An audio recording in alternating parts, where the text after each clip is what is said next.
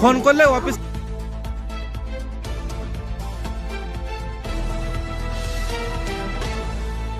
আপনার গদাধর রানা বাড়ি আপনার দেপার গিরিমোড়।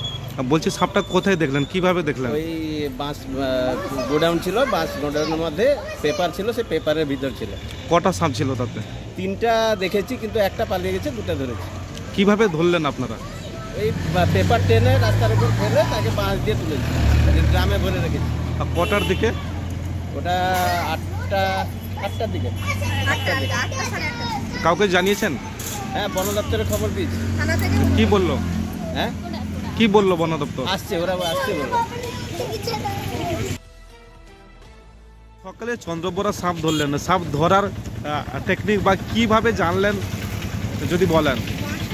এখানে যেহেতু রেগুলারই এখানে বাস থাকে, তো কর্মসূত্রে যারা এখানে কাজ করে ওরা এসে দুজন যখন দেখে এখানে, তো পলিথিনটা যেই টেনে ফেলে তখন দেখছে এখানে সাপ আছে। ওরা বুঝতে পারেন যে কটা আছে। যখন যাদের এখানে বাঁশ রেখেছে ওদেরকে ডাকে, ওরা যখন এসে পেপারটা টেনে দেখে, ওর সঙ্গে আমরাও ছুটে আসি। যখন দেখি গোটা 5 দেখা যাচ্ছিল, তো এখন ধরা হয়েছে, 2খানা ধরেছি। তো বন দপ্তরকে খবর দেওয়া হয়েছিল, এখনও আসেনি। তো তারপরে থানায়ও ফোন করেছিলাম, ওরাও এখনও আসেনি।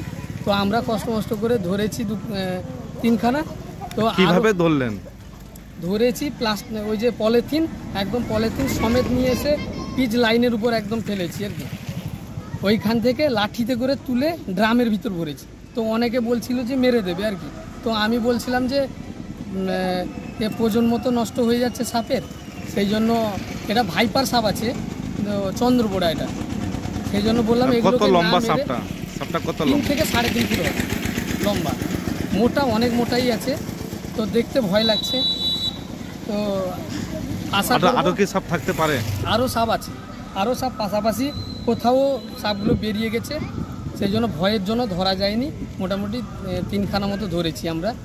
তো আমরা চাই যাতে প্রশাসনিকভাবে বা ফরেস্ট ডিপার্টমেন্টের বন দপ্তরের লোক এসে যাতে এখান থেকে সাপগুলো আরও যে কয়েকটা আছে রেস্কিউ করে নিয়ে যাক, যাতে সাধারণ লোকের যে ভয় বা একটা যাতে সেটা যাতে না থাকে। নামটা আপনার? নামটা? সূর্য দাস, পানিপারুল বাড়ি।